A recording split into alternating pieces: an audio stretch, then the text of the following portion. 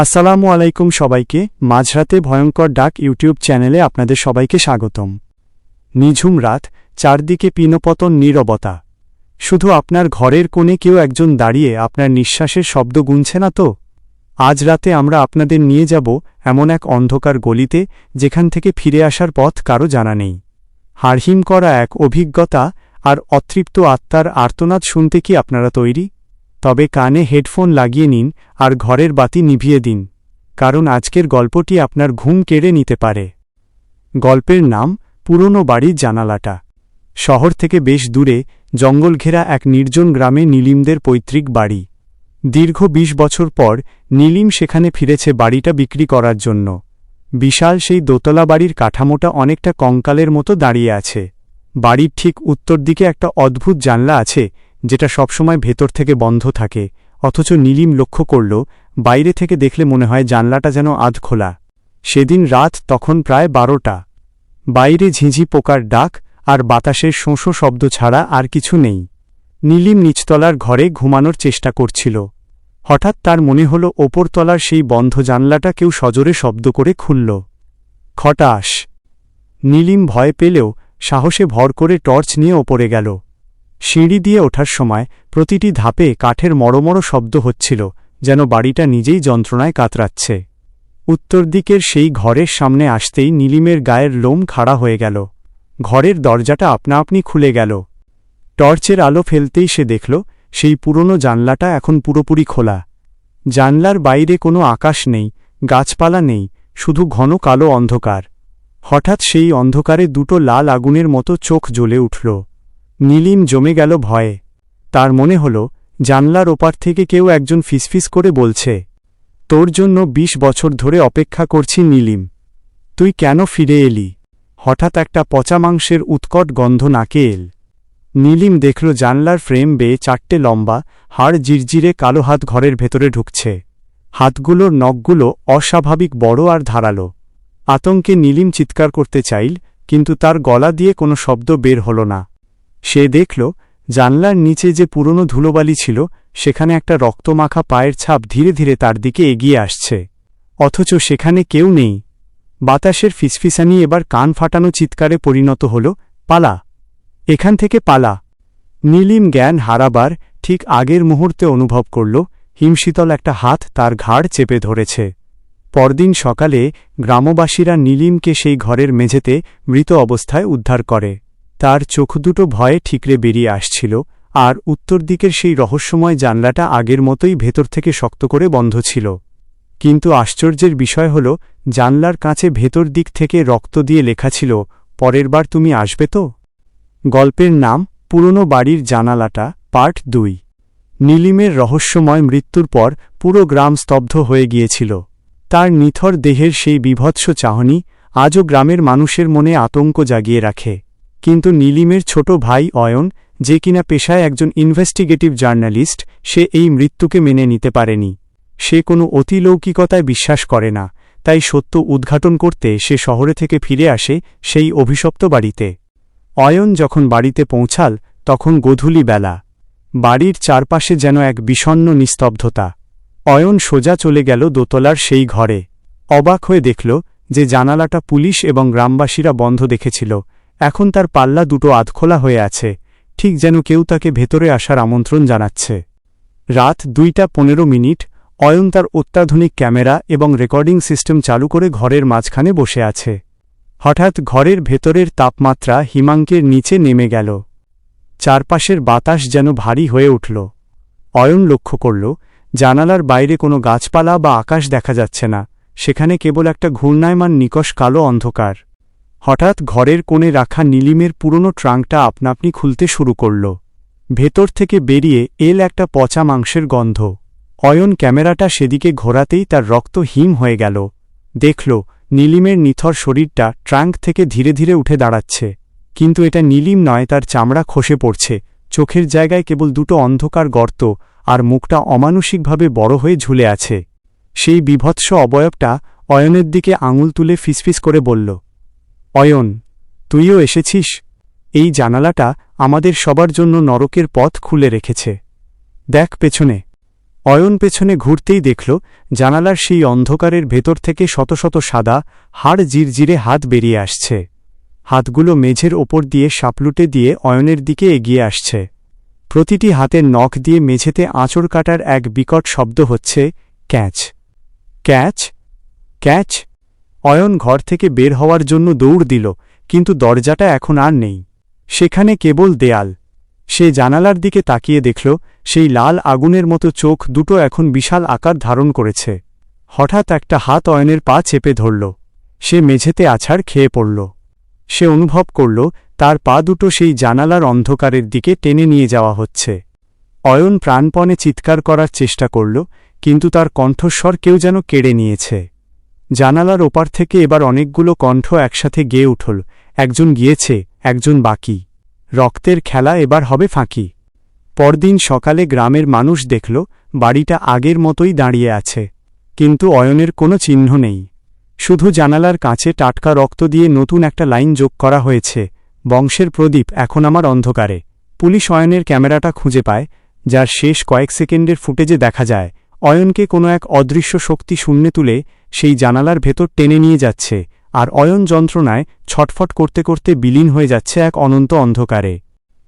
গল্পের নাম পুরনো বাড়ির জানালাটা, পার্ট ৩, চূড়ান্ত পর্ব। অয়ন আর নীলিমের নিখোঁজ হওয়ার পর সেই বাড়িটিকে সরকার থেকে পরিত্যক্ত ঘোষণা করা হয়। কিন্তু গল্পের শেষ এখানেই ছিল না। নীলিমদের এক দূর সম্পর্কের বোন সারা, যে বিদেশে প্যারাসাইকোলজি নিয়ে গবেষণা করছিল, সে বাংলাদেশে ফিরে আসে। তার সাথে ছিল উন্নত মানের ইভিপি রেকর্ডার এবং থার্মাল সেন্সার। সে কোনো প্রতিশোধ নিতে নয়, বরং এই পৈশাচিক শক্তির উৎস ধ্বংস করতে এসেছিল। অমাবস্যার রাত ঠিক 12:59, সারা যখন বাড়ির ভেতরে ঢুকল, তখন মনে হল দেয়ালগুলো যেন তার দিকে এগিয়ে আসছে। পুরো বাড়িতে এখন কোনো অক্সিজেন নেই, কেবল পচা লাশের অসহ্য দুর্গন্ধ। সারা দোতলার সেই ঘরে ঢুকে অবাক হয়ে দেখল ঘরটা এখন আর ঘরের মতো নেই। দেয়ালের রং পাল্টে মাংসের মতো লালচে হয়ে গেছে, আর মেঝে থেকে অনবরত রক্তের মতো তরল চুইয়ে পড়ছে। সারা তার ডিটেক্টর মেশিনটা চালু করতেই সেটা থেকে কর্কশ শব্দ বের হতে লাগল। হঠাৎ ইভিপি রেকর্ডারে একটি যান্ত্রিক কণ্ঠ ভেসে এল, রক্তের ঋণ এখনও শোধ হয়নি, আমাদের আরও একজনের শরীর লাগবে। সারা দেখল সেই অভিশপ্ত জানালাটা এখন আর কাঠের নয়, সেটা এখন একটা বিশাল হা করা মুখ। জানালার পাল্লাগুলো জ্যান্ত দাঁতের মতো নড়ছে। হঠাৎ সারার থার্মাল ক্যামেরায় দুটো মানবমূর্তি ধরা পড়ল। সে চিৎকার দিয়ে উঠল, ওগুলো নীলিম আর অয়ন, কিন্তু তাদের শরীর একে অপরের সাথে অদ্ভুতভাবে সেলাই করা। তারা মেঝের ওপর দিয়ে মাকড়সার মতো হেঁটে সারার দিকে এগিয়ে আসছে। নীলিম আর অয়নের মিলিত কণ্ঠস্বর এক বিকট আর্তনাদে ফেটে পড়ল, সারা, পালা, ও আমাদের মুক্তি দেবে না, ও আমাদের ব্যবহার করে তোকে ধরতে চায়। হঠাৎ সারার পায়ের তলার মেঝেটা ফাঁক হয়ে গেল। সে দেখল জানালার সেই অন্ধকারের ভেতর থেকে একটি বিশাল কুচকুচে কালো জিহ্বা বেরিয়ে এসে তার কোমর জড়িয়ে ধরল। জিহ্বাটা বরফের মতো ঠান্ডা এবং আঠালো। সারা তার ব্যাগে থাকা পবিত্র জল এবং আগুনের মশাল বের করার চেষ্টা করল, কিন্তু সেই মুহূর্তেই ঘরের জানালা দিয়ে কয়েক হাজার পঙ্গপালের মতো কালো ছায়া ভেতরে ঢুকে পড়ল। সেই ছায়াগুলো সারার চোখের মণি লক্ষ্য করে ঝাঁপিয়ে পড়ল। সারা অনুভব করল তার শরীরের হাড়গুলো একে একে ভেঙে যাচ্ছে। সেই বীভৎস জানালাটা এখন সারাকে গিলে খাওয়ার জন্য প্রস্তুত। জানালার ওপার থেকে সেই নরকীয় হাসিটা আবার শোনা গেল, যাতে মিশেছিল হাজার বছরের তৃষ্ণা। সারা জ্ঞান হারানোর শেষ মুহূর্তে দেখল জানালার কাছে তার নিজের নাম রক্ত দিয়ে লেখা হচ্ছে। কিন্তু এবার শুধু নাম নয়, তার মৃত্যুর তারিখও সেখানে খোদাই করা হয়েছে। পরদিন সকালে গ্রামবাসী অবাক হয়ে দেখল সেই জরাজীর্ণ বাড়িটা রাতারাতি ধুলোয় মিশে গেছে। সেখানে এখন শুধু একটা জানালার ফ্রেম অক্ষত অবস্থায় পড়ে আছে। ফ্রেমের ভাঙা কাঁচে এখন 3টা নাম লেখা, নীলিম, অয়ন এবং সারা। আর তার নিচে একটি নতুন প্রশ্ন জলজল করছে, আমাদের পরিবার কি এবার পূর্ণ হল? গ্রামের লোক আজও সেই ধ্বংসস্তূপের পাশ দিয়ে যাওয়ার সাহস পায় না, কারণ তারা জানে সেই জানালাটা এখন মাটির নিচে চাপা পড়ে থাকলেও তার ক্ষুধা মেটেনি। সে হয়তো এখন অন্য কোনো পুরনো বাড়িতে, অন্য কোনো জানালার আড়ালে আপনার অপেক্ষায় বসে আছে। গল্পের নাম পুরনো বাড়ির জানালাটা, পার্ট 4, আদিম অভিশাপ। সারা, অয়ন আর নীলিমের নিখোঁজ হওয়ার পর সেই গ্রামের মানুষ ভেবেছিল আপদ চুকেছে, কিন্তু তারা ভুল ছিল। গ্রামটিতে এখন এক নতুন মহামারী দেখা দিয়েছে। গ্রামের মানুষ রাতে ঘুমালে আর জেগে ওঠে না। সবার ঘরের জানালাগুলো রাতারাতি লাল রঙের তরলে ভিজে যায়। এই রহস্য সমাধান করতে গ্রামবাসী ডাক দেয় এক তান্ত্রিককে, যার নাম ছিল কালভৈরব। কালভৈরব যখন সেই ধ্বংসস্তূপে পা রাখল, সেদিন ছিল রক্তচক্ষু অমাবস্যা। কালভৈরব তার ধ্যানে দেখতে পেল সেই পুরনো বাড়ির জানালাটি আসলে কোনো সাধারণ জানালা নয়, ওটি হল নরকের প্রবেশদ্বার।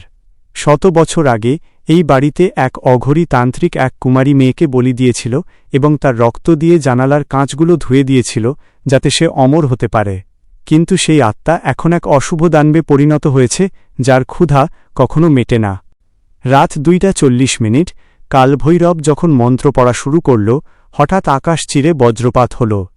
মাটির নিচ থেকে সেই পুরনো জানালার ফ্রেমটি ধীরে ধীরে উপরে উঠে এল। ফ্রেমটি এখন আর কাঠের নেই, সেটি তৈরি হয়েছে মানুষের হাড় দিয়ে। জানালার কাঁচে সারার বিভৎস মুখটি ফুটে উঠল।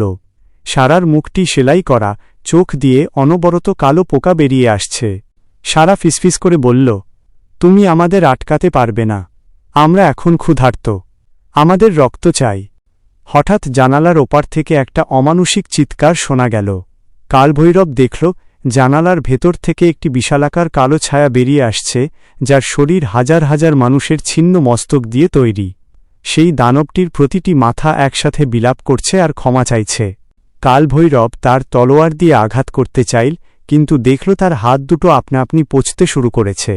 সে অবাক হয়ে দেখল তার নিজের ছায়াটি এখন তার টুঁটি চেপে ধরছে। জানালার সেই অন্ধকারের ভেতর থেকে নীলিম আর অয়নের কণ্ঠস্বর শোনা গেল, কিন্তু তারা এখন আর মানুষ নেই, তারা এখন সেই দানবটির শরীরের অংশ। হঠাৎ দানবটি কালভৈরবকে শূন্যে তুলে ধরল। জানালার ফ্রেমটি বড় হয়ে একটি রাক্ষসে হাতে পরিণত হল। কালভৈরব অনুভব করল তার আত্মাটি শরীর থেকে ছিঁড়ে বের করে নেওয়া হচ্ছে। জানালার কাছে নতুন একটি নাম ফুটে উঠল, কালভৈরব। পরদিন সকালে গ্রামের মানুষ দেখল সেখানে কোনো ধ্বংসস্তূপ নেই, কোনো চিহ্ন নেই। শুধু বাতাসের শোঁশো শব্দে একটি অশরীরী কণ্ঠ ভেসে আসছে, পরবর্তী জানালার ওপাশে কি তুমি দাঁড়িয়ে?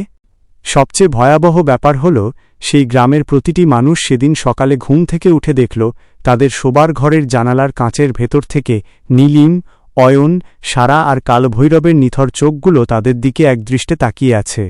সেই জানালাগুলো আর কখনো খোলা সম্ভব হয়নি। গল্পের নাম পুরনো বাড়ির জানালাটা, পার্ট 5, মহাপ্রলয়। পুরো গ্রাম এখন একটি মৃত্যুপুরীতে পরিণত হয়েছে। গ্রামের প্রতিটি ঘরের জানালা এখন নরকের এক একটি ছোট প্রবেশদ্বার। কিন্তু অভিশাপটি আর সেই গ্রামে সীমাবদ্ধ নেই। শহর থেকে আসা একদল স্পেশাল ফোর্স এবং এক উচ্চবিত্ত ভিডিওগ্রাফার টিম ড্রোন দিয়ে সেই অভিশপ্ত এলাকার ফুটেজ নিতে গিয়েছিল। কিন্তু তারা জানত না এই জানালা কোনো লেন্স বা ক্যামেরার ফ্রেমে ধরা দেয় না, এটি সরাসরি মানুষের মগজে তার জাল বিস্তার করে। মধ্যরাত, রক্তের মতো লাল চাঁদ উঠেছে আকাশে। ভিডিওগ্রাফার টিমের প্রধান আরিয়ান তার ল্যাপটপে ড্রোনের ফুটেজ চেক করছিল। হঠাৎ সে দেখল ফুটেজে কোনো ঘরবাড়ি বা জঙ্গল নেই। পুরো গ্রামটি যেন একটি বিশাল মানুষের চামড়ার ওপর দাঁড়িয়ে আছে। আর সেই ধ্বংসস্তূপের মাঝখানে পড়ে থাকা পুরনো জানালার ফ্রেমটি এখন আর কোনো স্থির বস্তু নয়, সেটি স্পন্দিত হচ্ছে যেন কোনো দানবের হৃৎপিণ্ড। হঠাৎ আরিয়ানের পেছনে থাকা বড় মনিটরগুলো এক এক করে ফেটে যেতে শুরু করল। প্রতিটি ভাঙা কাঁচের টুকরোয় সে দেখতে পেল নীলিম, অয়ন, সারা এবং কালভৈরবকে। কিন্তু তারা এখন আর আলাদা সত্তা নয়, তাদের শরীরের অঙ্গ প্রত্যঙ্গগুলো একে অপরের সাথে অদ্ভুতভাবে জোড়া লাগানো। নীলিমের মাথা অয়নের কাঁধে, আর সারার হাতগুলো কালভৈরবের পিঠ থেকে ডানা হয়ে বেরিয়ে আসছে।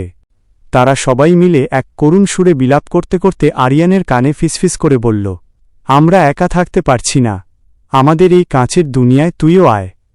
এখানে কোনো মৃত্যু নেই, শুধু চিরকালীন যন্ত্রণা আছে। হঠাৎ আরিয়ান দেখল তার নিজের হাত দুটি কাঁচের মতো স্বচ্ছ হয়ে যাচ্ছে। তার শিরদাঁড়া চিরে একটি জানালার ফ্রেম বেরিয়ে আসতে শুরু করল। সে বুঝতে পারল অভিশাপটি এখন আর কোনো নির্দিষ্ট স্থানে নেই, এটি এখন ডিজিটাল তরঙ্গের মাধ্যমে ছড়িয়ে পড়ছে।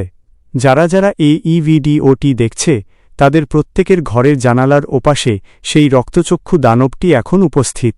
জানালার ওপার থেকে এবার একটি বিভৎস মুখ বেরিয়ে এল, যার কোনো অবয়ব নেই, সেটি কেবল হাজার হাজার কান্নারত চোখের সংমিশ্রণ। দানবটি তার হাড় জিরজিরে আঙুল দিয়ে আরিয়ানের কপাল স্পর্শ করতেই আরিয়ানের শরীরটা বালুর মতো ঝরঝরে হয়ে সেই জানালার ভেতরে শুষে নেওয়া হল।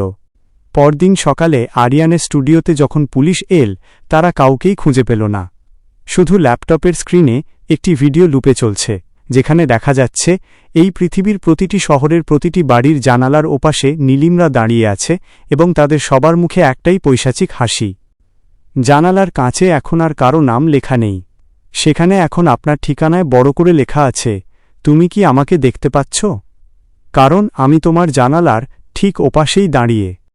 গল্পের নাম পুরনো বাড়ির জানালাটা, পার্ট 6, অনন্ত নরক। আরিয়ান এবং তার টিমের নিখোঁজ হওয়ার পর সেই ডিজিটাল ভাইরাসটি এখন সারা বিশ্বে ছড়িয়ে পড়েছে। মানুষের স্মার্টফোন, টেলিভিশন এবং ল্যাপটপ এখন আর কেবল যন্ত্র নয়, প্রতিটি স্ক্রিন এখন সেই অভিশপ্ত জানালার এক একটি পোর্টাল। পৃথিবীব্যাপী এক অদ্ভুত নীরবতা নেমে এসেছে। কোনো পাখি ডাকছে না, কোনো বাতাস বইছে না, কেবল শোনা যাচ্ছে সেই পুরনো জানালার কবাট খোলার অশরীরী শব্দ, ক্যাঁচ। এক অবাস্তব বিভীষিকা। শহরের কেন্দ্রস্থলে আকাশ মেঘলা নয়, বরং রক্তবর্ণ ধারণ করেছে। মেঘের আড়ালে বিশাল একটি জানালার ফ্রেম দেখা যাচ্ছে, যা পুরো পৃথিবীকে ঢেকে ফেলেছে। যারা সেই আকাশের দিকে তাকাচ্ছে তারা মুহূর্তেই পাথর হয়ে যাচ্ছে। তাদের শরীরের ভেতরে এখন রক্ত নয়, কেবল তরল অন্ধকার বইছে। নীলিম, অয়ন, সারা, কালভৈরব এবং আরিয়ান, এরা এখন আর আলাদা কোনো শরীর নয়। তারা সবাই মিলে একটি বিশাল মাংসপিণ্ডের মতো দানব তৈরি করেছে, যার গায়ে হাজার হাজার হাত এবং পা। সেই দানবটি এখন মহাশূন্য থেকে নেমে আসছে। প্রতিটি হাত আপনার জানালার কাঁচের ওপাশে টোকা দিচ্ছে, ঠক ঠক ঠক। চূড়ান্ত নারকীয় অভিজ্ঞতা। আপনি হয়তো ভাবছেন দরজা জানালা বন্ধ করে আপনি নিরাপদ, কিন্তু হঠাৎ আপনি লক্ষ্য করবেন আপনার ঘরের দেয়ালগুলো গলে যেতে শুরু করেছে। দেয়ালগুলো এখন আর ইটের নয়, সেগুলো মানুষের পচা চামড়া দিয়ে তৈরি। আপনার পায়ের নিচের মেঝেটা জ্যান্ত হয়ে আপনার পা দুটো কামড়ে ধরছে। হঠাৎ সেই দানবটির হাজার হাজার মুখ একসাথে গেয়ে উঠল। পৃথিবী এখন আমাদের জানালা, আর তোমরা হলে সেই জানালার কাঁচ। আমরা তোমাদের ভেঙে টুকরো টুকরো করব, যাতে আমাদের অন্ধকার তোমাদের ভেতরে প্রবেশ করতে পারে। আকস্মিক এক ঝটকায় আপনার ঘরের জানালাটা চুরমার হয়ে ভেঙে পড়ল, কিন্তু জানালার ওপাশে কোনো পৃথিবী নেই। সেখানে কেবল একটি আদিম শূন্যতা, যেখানে কোটি কোটি অতৃপ্ত আত্মা আপনার অপেক্ষায় হাঁ করে বসে আছে। নীলিমের সেই রক্তমাখা হাতটি এবার সরাসরি আপনার স্ক্রিন থেকে বেরিয়ে এল। সে আপনার গলা চেপে ধরে বলছে, পরবর্তী শিকার তো তুমিই ছিলে, মনে নেই? এখন আর পালানোর কোনো পথ নেই। আপনি যেখানেই যান না কেন, সেই জানালা আপনার ভেতরেই তৈরি হয়ে গেছে। আপনার নিজের চোখ দুটো এখন সেই অভিশপ্ত জানালার দুটি কাঁচ। আপনি এখন নিজের ভেতরেই নিজের নরককে দেখতে পাচ্ছেন। জানালার কাছে এখন আর কোনো লেখা নেই, সেখানে এখন কেবল একটি বীভৎস প্রতিফলন দেখা যাচ্ছে। সেটি আর কারো নয়, সেটি আপনার নিজের, যার মুখটি এখন নীলিমদের মতো সেলাই করা। বন্ধুরা, পুরনো বাড়ির জানালাটা সিরিজের এই ষষ্ঠ এবং চূড়ান্ততম বীভৎস পর্বটি আপনাদের কেমন লেগেছে? এই সিরিজের প্রতিটি পরত কি আপনাদের স্নায়ুচাপ বাড়িয়ে দিয়েছে? যদি এইভিডিওটি আপনাকে জীবনের সবথেকে বড় ভয় দিয়ে থাকে, তবে এখনই একটি লাইক দিন। আপনার চারপাশের পরিবেশে কি কোনো অদ্ভুত পরিবর্তন লক্ষ্য করছেন? আমাদের কমেন্ট বক্সে জানান, যদি তখনও আপনার হাতগুলো আপনার নিয়ন্ত্রণে থাকে। এই ধরনের আরও রুদ্ধশ্বাস এবং পৈশাচিক গল্প নিয়মিত শুনতে আমাদের মাঝরাতে ভয়ঙ্কর ডাক চ্যানেলটি এখনই সাবস্ক্রাইব করে নোটিফিকেশন অন করে রাখুন। বন্ধুদের সাথে শেয়ার করুন।